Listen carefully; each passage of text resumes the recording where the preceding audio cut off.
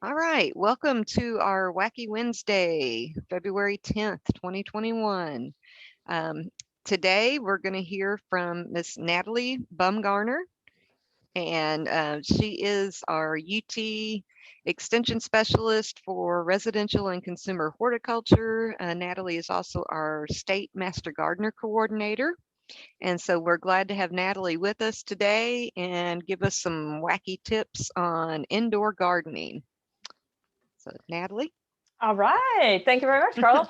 It's good to be here with y'all today. I know several people on the meeting, so I hope you feel free to just put any comments in the chat Oh, box or, turn on your mic. I'm pretty low key about this. So, Carla, like if anything comes through the chat box that should be good to be addressed live, like I'm game. But I also hope we have a okay. little bit of time at the end. So, however it's easiest. Okay. Yes, I'll moderate the chat box. I'm Okay.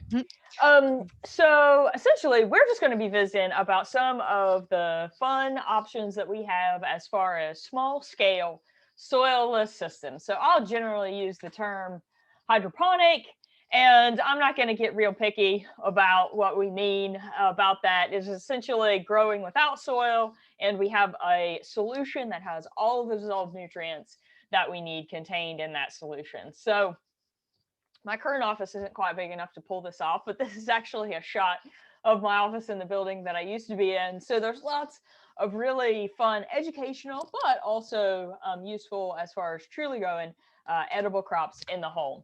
So we're going to start off with just a little bit of how our hobby systems imitate modern, more large scale commercial horticulture. And we're not going to spend a lot of time on that, but I just want to show you what some of these systems look like on a larger scale so that you can kind of see how we're piggybacking on to the systems that are used in large scales. And then we'll talk about some of the system options that we have for small scale, some of the crops that we typically grow, a little bit of nuances about site and light, and a few tips about the nutrient solution. And so just kind of covering the bases and giving you some of the details about how a lot of these systems work. So you may know, but there's a lot of fun research that is going on right now that's funded by NASA. So this is a small lettuce growing system that was developed. You can see the company name right there by a company called Orbitech for lettuce in the space station. So that very well could be outrageous lettuce right there. And there are lots of ways that LEDs and different nutrient solutions and growing systems, a lot of some of the basic research that fuels the knowledge that we have about the systems that we're growing in can actually come from some of these small scale systems way up in space. But here on Earth, a lot of these systems are generally deployed in large scale greenhouses. So this is a greenhouse from a company up in northeastern Ohio. So I actually did a little bit of research for them about some lighting systems when I was at Ohio State University. So you can see a lot of these times, these are all in large scale systems. They can even be deployed in a range of urban environments. This is actually a picture from Canada, but we have companies in the Chicago area, in the New York area that have a lot of rooftop production and hydroponic leafy greens for the most part. Gotham Greens would be a company that has gotten a lot of kind of airtime for some of the systems that they're using. And so there's lots of ways that these are being managed and used in all sorts of food systems. This is another mechanism that's taken place just a couple buildings down from where I'm sitting right now. So this is actually a container operation. So you can see this is a shipping container that has been modified to have lighting and enough electricity to manage the nutrient circulation and all sorts of things. They actually don't have to heat it a ton because the lights that are in there actually provide a lot of the heating, and it's very well insulated. So this is actually right here on our campus, growing a lot of leafy crops with LED lights. So a lot of this research for how lighting works in indoor systems is actually taking place in some research settings. And there are even commercial operations that work with a lot of these um, shipping container types of systems. What are they growing? Well, if you're in a typical greenhouse in these soilless systems, you're probably growing a range of fruiting crops or leafy crops. Primarily tomatoes and cucumbers are the most common. Peppers and eggplants are possible, a little bit more challenging or a little bit less profitable sometimes. We won't grow many of these fruiting crops in our small scale systems because they take up a lot of room and they need a lot of light. So a lot of what we'll be talking about today for us will be focused on the leafy crops. So this is some oak leaf lettuce that you can see a little bit of romaine there on the end. So a lot of what grows in a lot of these systems are lettuce that is not like what comes out of the field in California, right? So we don't grow iceberg. We don't grow that dense head lettuce. We grow a lot of bib and open leaf, like oak leaf, a little bit of romaine. And so it's leafy crops that we'll really be focusing on. If the temperature and the light are a little bit higher, as is necessary, then there's a whole range of herbs that are possible. And basil is generally the most common that we'll see in these systems. If you want to scale it down just a little bit more, there's a whole range of microgreens that are essentially just immature crops that we're eating the edible leaves and stems. So all these are options in soilless systems. So that kind of gives you a little bit of the, say, 40,000 foot view of what some of these systems look like. And now we're going to scale it down and talk about how this really can fit us in our smaller scale sites. This is actually a shot of microgreens that I grew on the windowsill of my office that, you know, used to have natural light in them. Those are amaranth. So how do these systems all work? Well, really, we're starting with a very clean and controlled growing system. We want to optimize the space where we're growing as far as light and temperature. We want to be really careful to select the most appropriate crops in terms of how much light they need, their temperature requirements, as well as the space they need, right? So you'll see when we start looking at some of the pictures of the systems that, well, it's a great spot for a whole lot of lettuce, but it'd be really hard to fit a large or a vining crop there. And then all of these systems require focus on the details because we're managing our nutrition pretty closely. We don't have that soil buffer that we do in an outdoor system. So it does take attention to detail. So what's really in a soilless growing system? Well, really, we just have some kind of a structure that provides plant support. We have space or containment for roots, right? It can be as simple as, you know, a net pot like this. We have access to air for those roots. So even if they're submerged in water, we want to make sure that there's enough dissolved oxygen in that solution so that they can carry out respiration and have vital access to oxygen. And we have delivery of and access to, by those roots, of a dissolved nutrient solution. And so some people will spend a lot of time differentiating what we call hydroponics and what we call aquaponics. Oftentimes, they'll refer to hydroponics as something that has a flowing nutrient solution that the roots are continually bathed in. And an aeroponic system might be roots that are suspended in a system and have water that's sprayed on them. So some small differences and mechanisms, but very similar in the sense that we are providing those roots access to not only oxygen, but also a nutrient solution. Aquaponics is completely different, right? Because that has fish involved in it. And so mainly what I'm talking about here are nutrient solutions that we're using a soluble fertilizer so that we can precisely decide what we're going to deliver. So the main questions that come into play when we talk about these growing systems are we going to spread out or are we going to spread up, right? So if you're using natural light, well, then it makes sense to spread out. And so if you have a small greenhouse, if you're doing this on your porch or outdoors, then that makes sense because you're making use of natural light. However, a lot of what we'll be talking about for our small scale or our indoor systems are going to be more vertical. We're going to go up because we want to maintain a small footprint. So if you want to go kind of horizontal, there are a lot of similarities in these systems. A lot of times it's just the actual design. So for a leafy crop system, this is an NFT system or a nutrient film technique system, which is just a channel that has a continuously flowing thin layer of water that's run down through that channel. It's recirculating. There's going to be a reservoir underneath and a pump that just pumps that water through these small channels so the roots can always have access to them. It's a small rooting area, so a quick turnover leafy crop is generally what is grown in these systems, maybe basil. Of course, this takes advantage of natural light interception, or you can have a more high intensity light system that's just placed over these structures.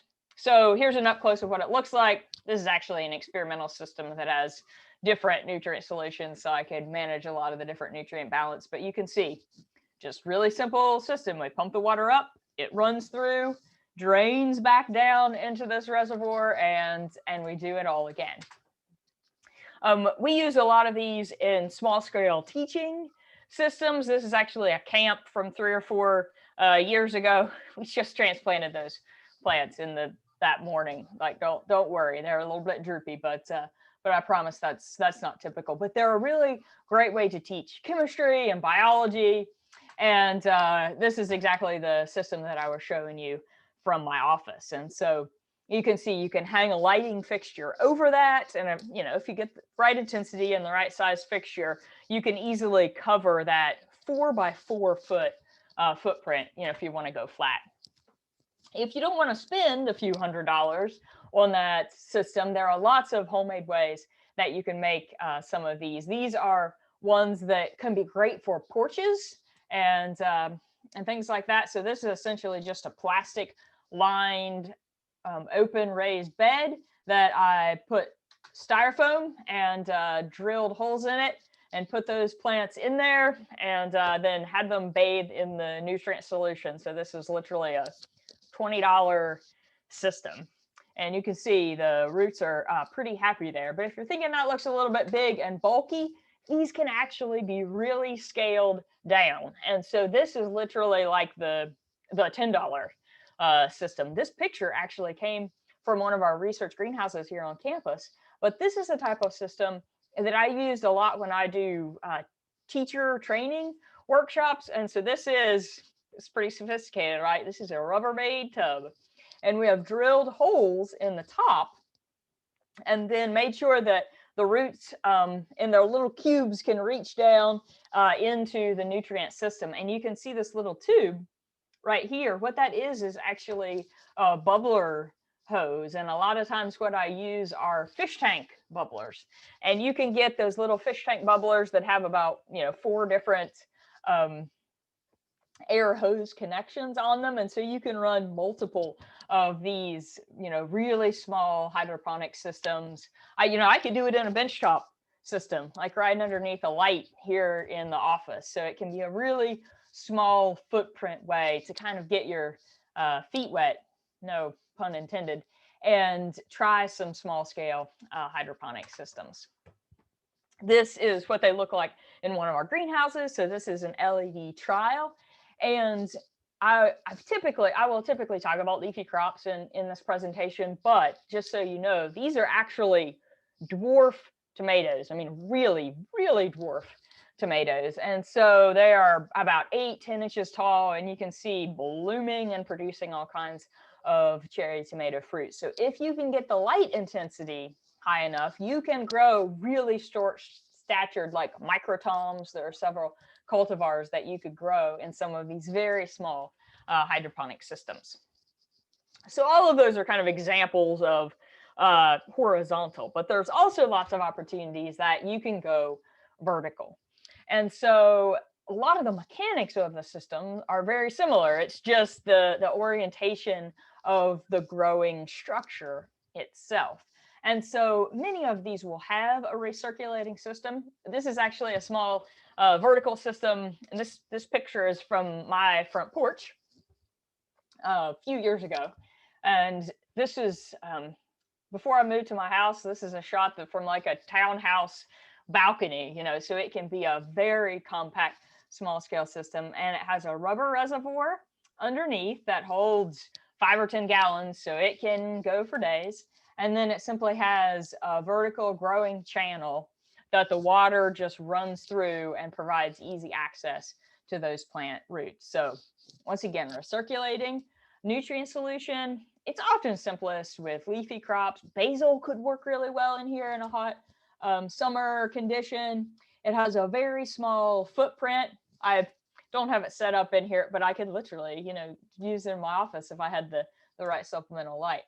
And of course, because they have a small footprint, these can be very well paired with supplemental lighting in indoor systems and enclosed systems. So there's lots of different ways that you can deploy these vertical systems. This is actually a couple of systems that are designed by that same company that I showed you, that small scale porch system that I have. So these are some of their green wall types of systems. And you can see reservoir down here that catches the solution, and then a pump up at the top that delivers water to each one of these channels. This is a little bit more like a hanging greenhouse system. You can see this is the nutrient delivery, and it just drips down in the top and dribbles down a foam and kind of cloth middle there that contains the root system. So there's lots of different ways that these vertical systems can be deployed. This is an up close, once again, from my porch, different porch, but same growing system.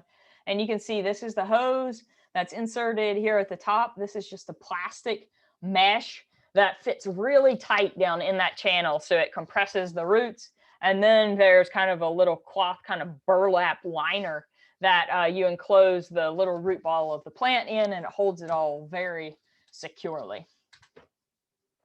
You may have seen pictures of very similar, but kind of different companies that have a lot of these same similar systems. So in all of these, water will either be dripped over the root system or sprayed on the root system. But you can see the general design is essentially the same. There's a reservoir here at the bottom that we can easily access to check the nutrient solution, and that solution just continues to be recirculated through that growing system. And so these are different ones that, of course, have different kinds of supplemental lighting installed.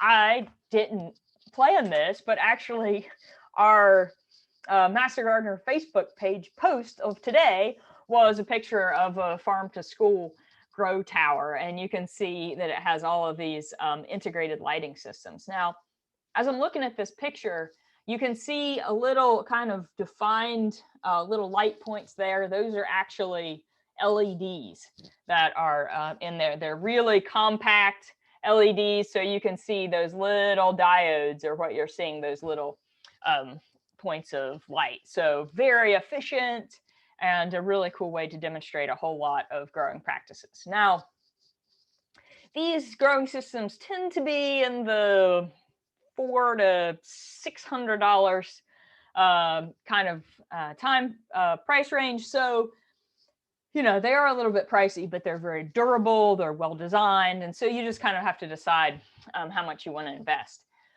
These may be vertical systems that have been around for a little bit longer. So these, you may have seen a name brand of these that you might have heard is Vertigrow.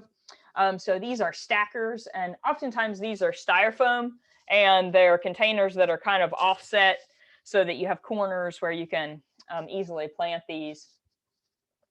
Oftentimes you'll see these outdoors. Once again, same system. This is the feed line. And then you have, individual tubes either only at the top to drain all the way through, or if you want to be a little bit more precise, you could have nutrient delivered at multiple points. Sometimes there's a little bit of, nuances here to try to make sure that you get enough nutrient flow, that you get good nutrition and water all the way down to the bottom. One of the ways that these are sometimes used is what we call feed to drain. So sometimes these will literally you'll just use that nutrient solution once instead of collecting it and recirculating it. So that can make them a little bit less efficient, but that also kind of makes it easier to manage. So that's one of the reasons why you might see them outdoors more often. But under the right collection system, you could probably deploy these in an indoor system as well. So those are some of the most common types of growing systems. You kind of have everything there from a $25 investment all the way to several $100s. And some of the easiest crops to grow in these are going to be your leafy crops. So lettuce, arugula, kale, some of the other specialty brassicas. And then if you have high enough light, temperature, and a little bit of extra iron, lots of times added, then you can also grow some basil. So some of the really common lettuce that you'll often see in greenhouse or in small scale growing systems will be what we call bib or butterhead. And so a lot of the reasons that we see it in these indoor or greenhouse systems is because it doesn't ship very well.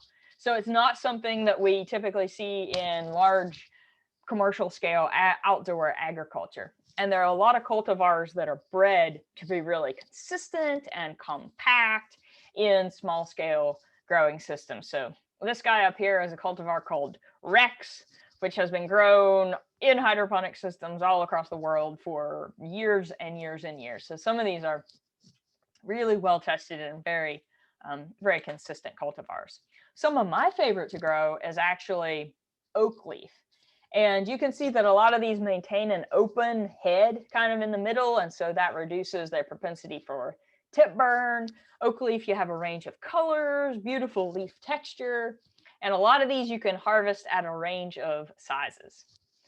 Romaine's a little bit harder. It takes a little bit longer to get good size, and it can be a little bit more susceptible to tip burn, which is kind of the lettuce version of blossom end rot. So depending upon your light and your air movement, it can be a little bit more challenging. But a lot of the cultivars that we grow as baby lettuce are actually romaine. And so you don't have to get a romaine head. You can get really good production from romaine lettuce and just grow it smaller, and harvest it more immature. Lots of great mixes. You can see over here, these are some mixes that have a range of different lettuce. Here's some mixes that have a range of kale, mizuna, mustard, so a lot of different brassicas. This really frilly texture, lots of times we'll call a Lola Rosa, and it can be a really beautiful addition to a salad. Sometimes they'll grow a little bit slower than some of our bibs and romaines, but all of these can be fun. And you can see these are grown oftentimes multiple seeds to a little grow cube. So all of that helps us to get to a harvestable crop sooner. And if you like some specialty stuff, so I'll admit to you that, you know, I'm a kid from Appalachia, and I had never eaten arugula until I was probably in grad school. And the first time I grew it outdoors, and I thought that it was literally just like the most horrible thing that I'd ever eaten. But if you have ever had good greenhouse grown or indoor arugula, you may feel completely different. I know that I did. And so it can be something that's harvested pretty small, and you can get a pretty quick turnover. It's not as picky as basil and some of those other crops about its light. So if you like a little bit of arugula in your salad, it can be a really good indoor crop. Kale tends to be a little bit leggier, a little bit larger plant, because really what we're growing is kind of outdoor cultivars for kale. But you can also get good production out of it. This is actually endive. You can, and that's actually cress over there. So, but this is red Russian. This is lacinato, or one of the dino kales. So there's lots of opportunities for a whole range of leafy crops. Basil, as you know, a warm season crop, will not grow well at all if it's less than 60 degrees. And it does require a little bit more light for good production than our lettuce and arugula and things like that will. And it also tends to have a little bit higher iron requirements. So sometimes we will supplement our nutrient solution a little bit more. But if you have reasonable temperatures and you've made sure that you're not running it low on iron, and you're like, well, how would I know if I'm running it low on iron? Well, most of the time the basil will tell you, because you will see characteristic iron deficiency, right? So chlorosis in between the veins, and that can be a pretty good hint. But these can be grown in the same growing systems if you manage those nutrient solutions.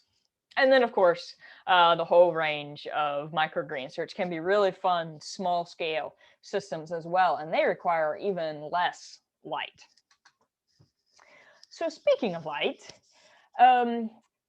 we have, of course, options of growing these where we can take advantage of natural light, or where we can try to provide all of the light that that plant needs in enclosed areas. So I kind of said this at the beginning, but how much light do plants really need? Well, our vine crops will take, cucumbers, tomatoes. Their ideal lighting conditions are a greenhouse, in May. So they take really high light levels. Lettuce their ideal lighting conditions would probably be a greenhouse in March into April in our part of the world. And that's for a mature or a head lettuce. And if we're growing immature or baby leaf crops, then they can get by with even less. So, as far as a sunroom or a place where you get really good indoor natural light, you might be able to get by with some of these leafy crops. But there's also a lot of places indoors where if we really want good growth, like pretty rapid speed, we'll want to apply a little bit of supplemental light, because here's the final catch, is that oftentimes we'll only be letting in, a small percentage of outdoor light into a lot of our growing environments because they're coming through windows, right? They're not coming through the whole exposed sides of a greenhouse. And this varies a lot by season. Essentially, this is just a really interesting light graph. Purple is the lower light conditions, and the oranges and the reds are the higher light conditions. And so, of course, we know that our lighting is going to be higher in the summertime, and our higher lighting is going to be higher in our more southern locations. And so, as far as outdoor light, this kind of blue range right here would be pretty good for a lot of our leafy crops. So ideal outdoor lighting conditions occur, in the fall and in the spring, and they get lower than is necessary in the wintertime conditions. But in the summertime conditions, outdoor might be twice as much as what we really need. So if we could get half of that light indoors, it might be giving us as much light as we need. And the plants kind of give us a little bit of a clue, right? So these are some microgreens that I had growing inside. You can see they are growing indoors in kind of late spring light, but they're stretching to show me that they're probably not getting the high light intensity that they need. But on a small scale with a lot of these microgreens, you really can grow these indoors. But in wintertime, we really need to keep in mind that we're getting much lower levels than is ideal.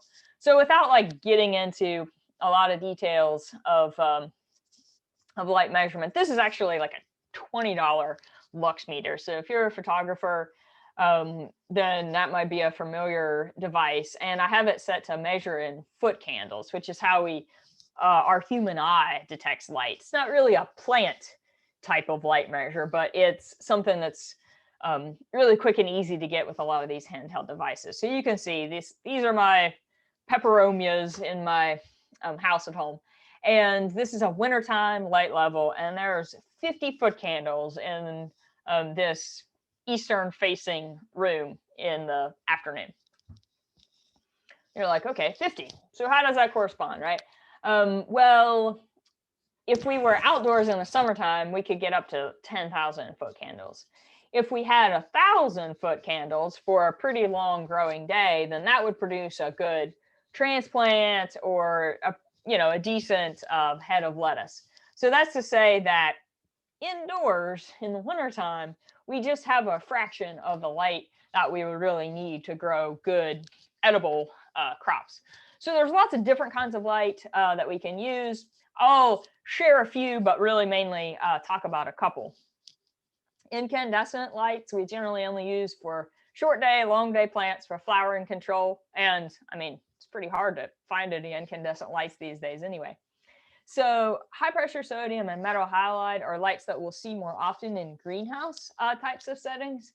And fluorescent lights and light emitting diodes, LEDs, are going to be what will be most common for us in a lot of these small scale growing systems. So why is that? Well, a lot of these high pressure sodium and metal halide lights produce a lot of light, but they also produce a lot of heat. And you can see that oftentimes we'll put them several feet away from the plants that we're growing. And if you've got a vertical system and this big light, you can see how that starts to get pretty challenging. These are LED lights, and we can get them much closer to our plant material, which makes them more efficient, which means that we get to really take advantage of all the light that they're putting off. And they also produce less heat, so they're easier to manage in these smaller scale systems. So fluorescent lights and LED lights could all be deployed in lots of different ways for these vertical systems. So whether you're using fluorescent like a T5, which is probably one of the most common, those really small diameter fluorescent grow lights, most of the time we'll be putting that about 6 to 12 inches from the tops of our plants, and we'll be using that for about 10 to 16 hours a day. Here you can see this is an example over a really small microgreen growing area. So there's lots of simple ways that these can be deployed. And for $80, you can get a 4-bulb fluorescent light. These are just a few measurements that I made a couple of years ago while I was playing with some new lights. You may have seen those little, 2-foot 1-bulb systems that you can kind of prop up over a small growing system. At 6 inches away, those plants, even those little lights, even running for 16 hours a day, don't quite provide all that would be optimum for, a leafy crop or for a small transplant. So most of the time I'll try to get the 2-bulb. And the 2 bulbs are nice because, they'll cover at least a couple feet wide growing area. And so at about 9 inches away for 14 hours a day, a brand new T5 fluorescent bulb was able to provide pretty good lighting. You get 4 bulbs. You can either put them a little bit farther away, or you can run them for a little bit less time. So this is that light that I showed over that little hydroponic system that was in my office. So, a 4-bulb T5 can still be purchased for about the $80 range. So we're still, in doable territory. Lots of times what I will do, I don't have any right here handy, but you can also get lots of times what I call, they're a name brand called Jumpstart, but they are small fluorescent lights that have a little reflector on them, and they're generally 4 feet long. So they're good for a lot of those vertical growing systems because you can connect them together and kind of can hang them flat. You can stand them straight up. So they can be good for a lot of those vertical systems. And a lot of those jump starts you can get for $20, $25 a piece. So they're a very flexible way to deploy fluorescent light. So we've talked some about systems. We've talked some about seeds, the cultivars and the crops that we have the opportunity to grow. We've talked some about sites and lights. So we've got 3 S's down, and the 4th S is solution. And so there are, of course, lots of nuances that we can talk about when it comes to managing hydroponic solution, but I just want to provide a little bit of an introduction.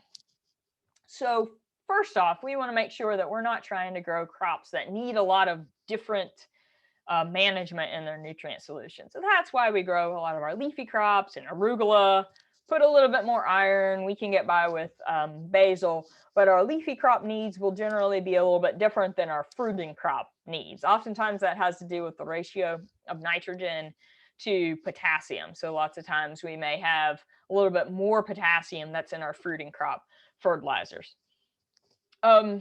We can do all kinds of, make our own recipe and mix our own fertilizer, but in the small scale hydroponic market, there are a lot of pre-made options that are pretty simple to use off the shelf. You can get dilute liquids, or you can get pre-mixed, like a granular water soluble fertilizer.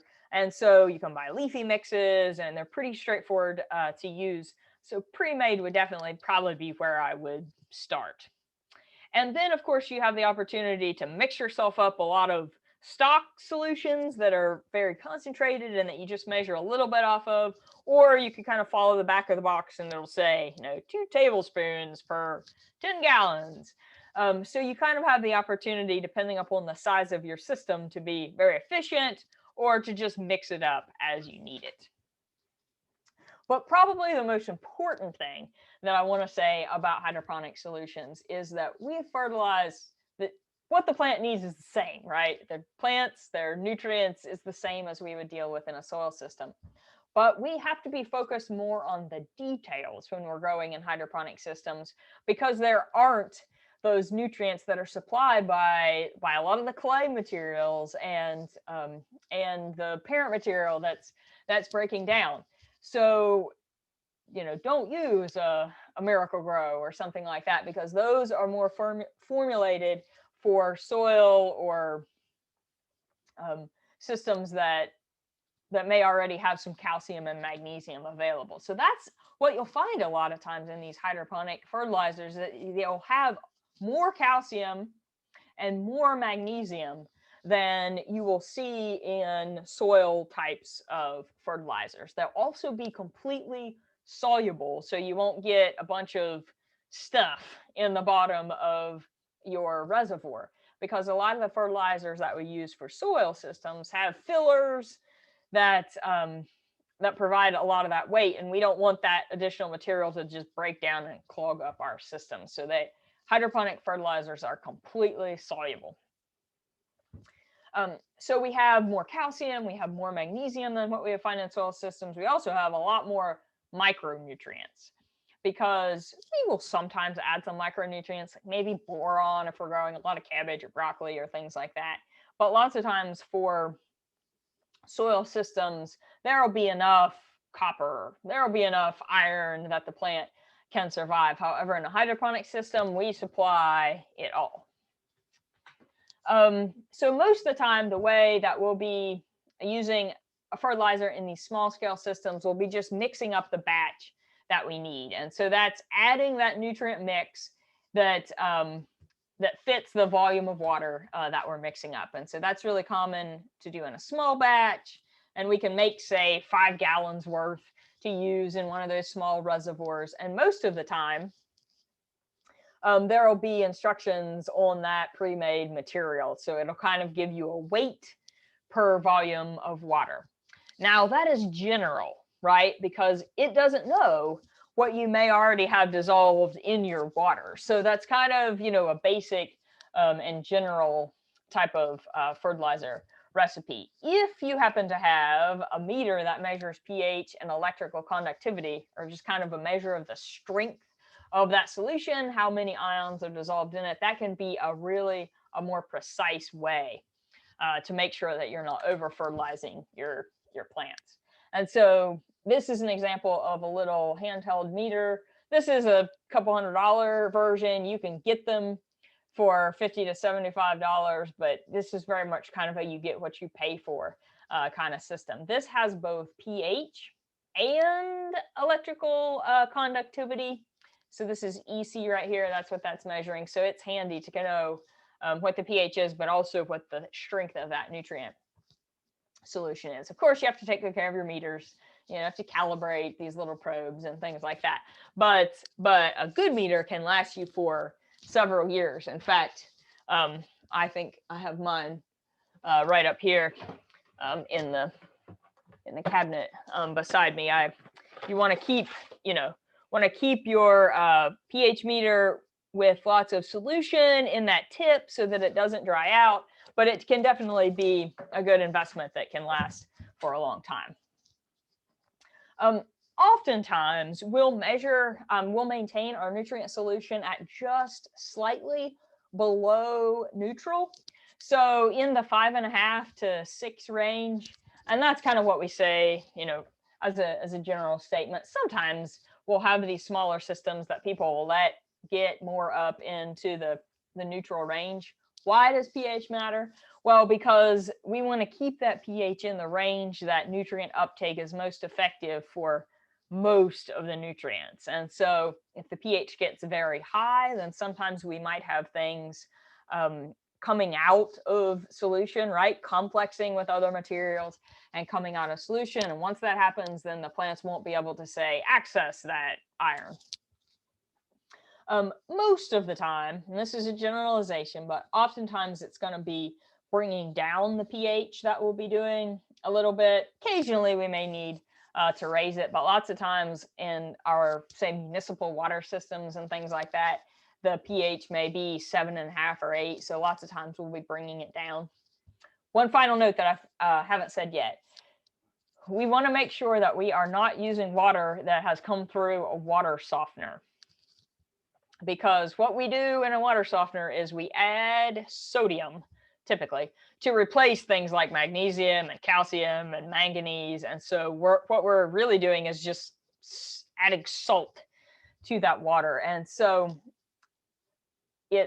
hydroponic systems are very sensitive to high salt levels because they don't have any kind of soil to buffer that. So it's important that we make sure that if you have a softener in your house, use the water before it goes through the softener. Most of the time, if we need to bring pH down, we'll use either just a pre-made material that's called pH down. Probably have some of it, not very far away.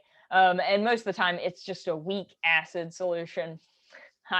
Oftentimes, I'm kind of cheap about these things, and so I'll buy battery acid at the auto parts store and dilute it down, and half a gallon can last for a really long time. There are also materials that you can add to bring your pH up, but most of the time when you're managing the nutrient solution in that reservoir, you'll add water if your EC gets too high, you'll add water if your pH gets too low, you'll add fertilizer if your EC gets too low, you'll add so it's just kind of an adding and subtracting to kind of maintain that baseline level. And so as a general statement, lots of times we'll keep our pH between 5.5 and 6. And for leafy crops, lots of times we'll keep that electrical conductivity between about 1.5 and 2. So we kind of have these targets that we'll use. And then if we have a handheld meter, then we can just kind of come in and check those solutions every day and add or subtract or adjust. And then typically about every 3 or 4 weeks, we'll kind of change out that solution and start from scratch. So being careful with our mixing is very essential. Small mixing errors on 3 or 4 gallons can have, large consequences on our plants. How the plants use those nutrients and how often we have to add water, how often we have to add fertilizer, fluctuates a lot within the growing season, how fast the plants are growing, how much light there is. And I also mentioned some about the tank changes every month or so. That is both to kind of rebalance the nutrients that are in solution, but also because it's good to just clean out and remove that solution every few months to make sure we're not circulating any plant pathogens. I've got a couple more pictures of just kind of a growing cycle so that you can see these young plants. There's lots of different growing media that is available to you. These are something that's called Oasis, so it's a foam material. This is rock wool, which is a superheated rock that is similar to insulation in some ways. These are peat. So, you have a whole range, a lot of great options for gardeners. You just want to, grow these like you normally would your transplants, either submerge in a nutrient solution here or grow these just like you would your peppers and tomatoes. You want high quality seed and good germination and growing conditions. Here's some up close pictures so that you can see these without kind of plants blocking your view. Rock wool has a really high water holding capacity, but also is very porous. So there's very good aeration for those roots. The foam is, cheap and easy to use. And as you can guess, there aren't any particulates that come off of these materials. So you don't have a lot of, say, peat or something circulating in your growing system. I really like to use these peat pellets. I have had good growth and performance out of those. You just have to make sure that you're not putting them in a condition where you might be losing that peat through the growing process. It can clog up your filters and things like that. So here's at about 10 days, you can see these young plants started to grow. Here's about 2 weeks. This is about the time that I would kind of transplant them up and put them in the growing system. Here's about a week after they've been in the growing system. Here's about 2.5 weeks after they've been in the growing system. Now You could let them grow longer, or this is absolutely a harvestable stage if you wanted to. This is a little bit more mature. This would be the point in time where, you know, the kind you grow in the grocery store would be harvested at this stage. But it's definitely fine to harvest yours a little bit more immature. All right, so this is my last slide, and I think we have some good time here left for questions. But the final things that I would say are start small. You know, you don't have to spend a whole lot of money, but you can kind of get comfortable with managing the solutions and what some of the transplants and the growing media are like. I use this picture because this would be a multi-seed pellet. There's half a dozen plants growing in there. Those are a lot of different kinds of, you know, cabbage, kale. Those are all brassicas. And if you grow those multiple seed little units, then you can harvest those faster. They can be a nice leafy crop, a quick turnaround. And so harvesting things immature can be a simpler place to begin. Keep track of the details. You know, think about how light operates in your system. Do I really need to go ahead and spend a little bit of money on supplemental light? And can I manage pH and electrical conductivity? So a little bit of attention to the details when you start will help you avoid some of those pitfalls early on. But most of all, have fun, try some new growing systems, and enjoy. So I think that I will just stop my screen share. So if we want to, we can see some faces. And do we have anything interesting in the chat box? Okay, well, let's look here and see what we do have. I want to thank you very much, Natalie, and I'm going to go ahead and quit recording now, but we will continue to answer the questions. So. Okay.